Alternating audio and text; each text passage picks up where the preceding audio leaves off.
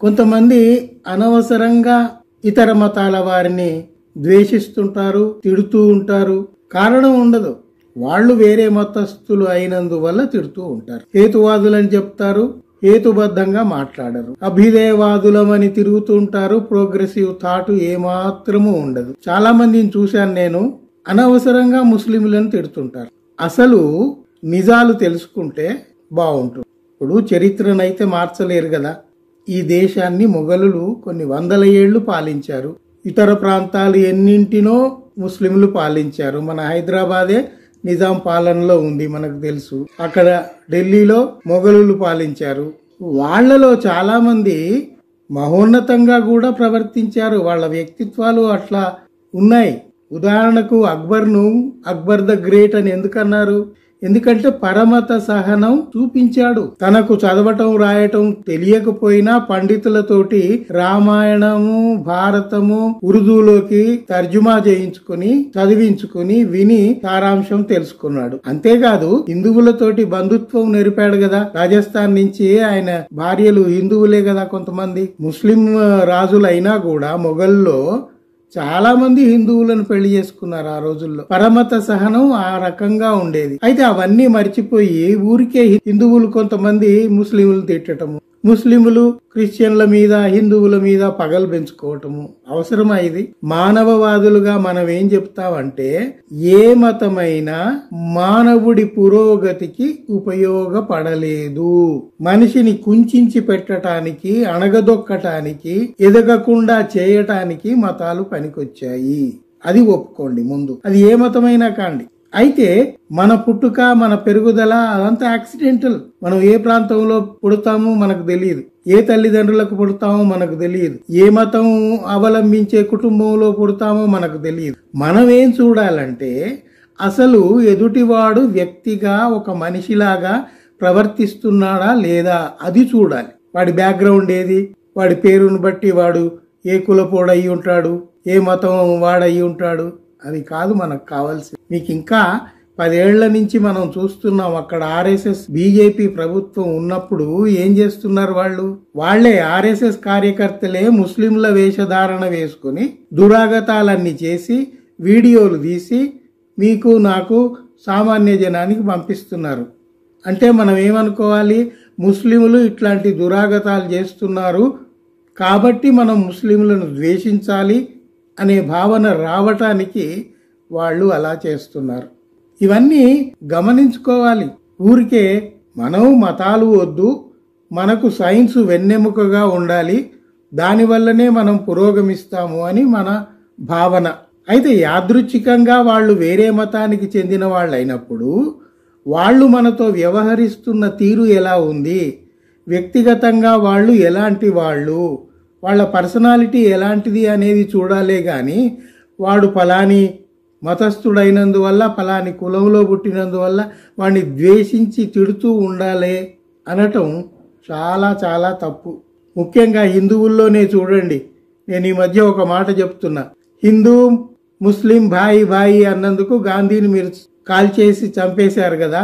ఇప్పటికీ కూడా బీజేపీ కార్యకర్తలు ఏం చేస్తున్నారు, గాంధీ ఫోటో పెట్టి తుపాకీ పేల్చి దాని మీద ఎర్ర రంగు పూసి వేడుకలు చేస్తున్నారు. గాడ్సేనేమో కీర్తిస్తున్నారు. అదంతా అట్లా ఉండనియండి. ఇప్పుడు నేననేది ఏమిటంటే, హిందూ ముస్లిం భాయి భాయి కాదయ్యా, హిందూ సబ్ భాయి భాయి.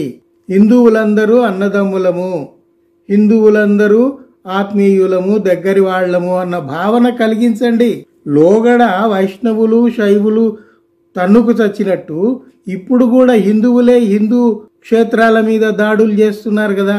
వాడెవడో శ్రీరామరాజ్యం స్థాపించాను అని చిలుకూరు బాలాజీ పురోహితుడి మీద దాడి చేసి ఫిజికల్ గా అసాల్ట్ చేసి బూతులు తిట్టి పోవటం ఏంటి? మరి వాడు హిందువే. చిలుకూరు బాలాజీ టెంపుల్ మీద దాడి చేసింది ముస్లిం కాదు, క్రైస్తవుడు కాదు, జోరాస్ట్రియనో ఇంకో మతస్థుడో కాదు, వాడు హిందువే. నేననేది అదే, హిందువులలో ఐకమత్యం లేదు. మీరు ఇది హిందూ దేశం మార్చేస్తాం అని హిందుత్వ గురించి పెద్ద పెద్ద భాషణలు ఇస్తే అవి నిలబడుతుందా? అసలు భారతీయ ఆత్మ అనేది వీటన్నిటి కలగలుపులోనే ఉంది. అన్ని మతాలు, అన్ని సంస్కృతులు, అన్ని భాషలు కలగలిసి పటిష్టంగా ఉన్న దేశం ఇది. గర్వించదగ్గ దేశం ఇది. విశ్వగురువా?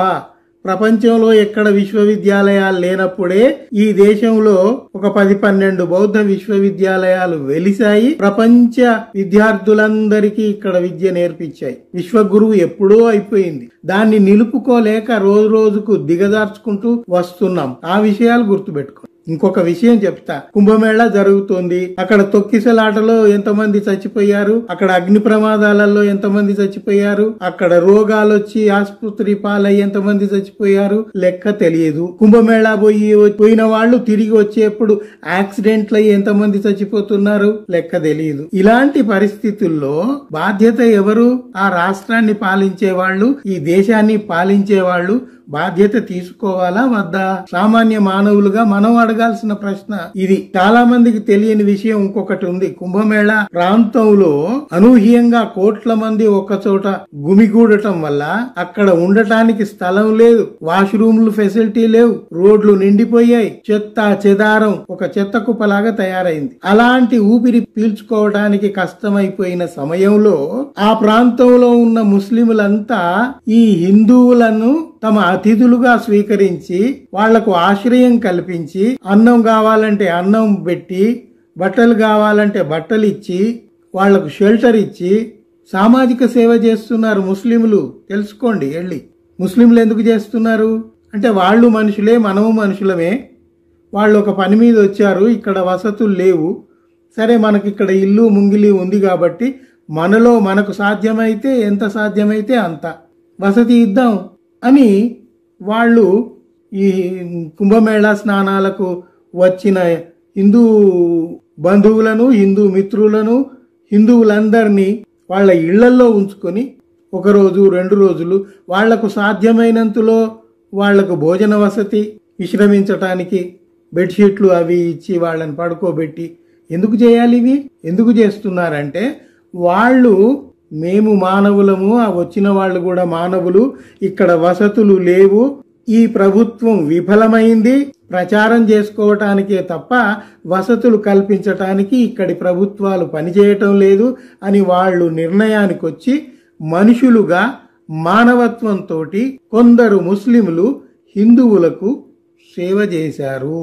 ఈ విషయం అమ్ముడు పోయిన ప్రధాన మీడియాలలో రావు. ఎందుకంటే ప్రధాన మీడియాలన్నీ ఏ కార్పొరేట్లకు అమ్ముడు పోయాయి, వాళ్ళు ఏ వార్తలు చెప్తున్నారో మనందరికీ తెలిసే. మీరు ఇండిపెండెంట్ జర్నలిస్ట్ గా పనిచేస్తున్న వాళ్ళు కొందరు ఉన్నారు, వాళ్ళు ఏం చెప్తున్నారో వినండి, మీకు ఇలాంటి విషయాలు తెలుస్తాయి. అందువల్ల నేను చెప్పదలిచింది ఏమిటంటే అనవసరంగా ఇతర మతస్థుల్ని దూషించకూడదు. దూషించినందువల్ల మనకు వచ్చేది ఏమీ లేదు. మనం అందరం మనుషులము, మనుషులకు వీలైనంత సేవ సహాయం చేద్దాం. అంతేగాని వాళ్ళని ద్వేషించటం ఎందుకు?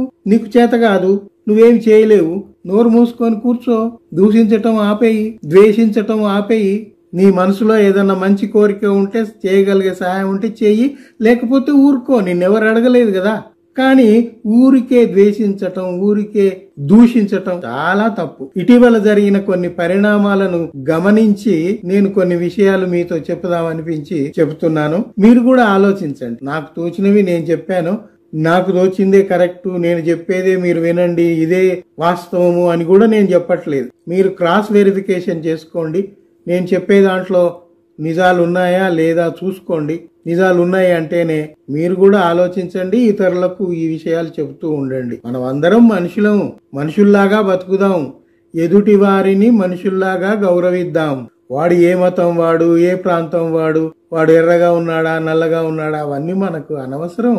ప్రపంచంలో ఎక్కడ ఉన్నా వాడు హోమోసేపియన్. హోమోసేపియన్ అయిన వాడు మనిషి. మనిషి అయిన వాడు మనకు గౌరవనీయుడు, ఆత్మీయుడు. అంతే నేను చెప్పదలుచుకుంది. మీరు కూడా ఆలోచించండి. ఇప్పటికీ ముగిస్తాను. ఈసారి మరిన్ని విషయాలు మాట్లాడుకుందాం.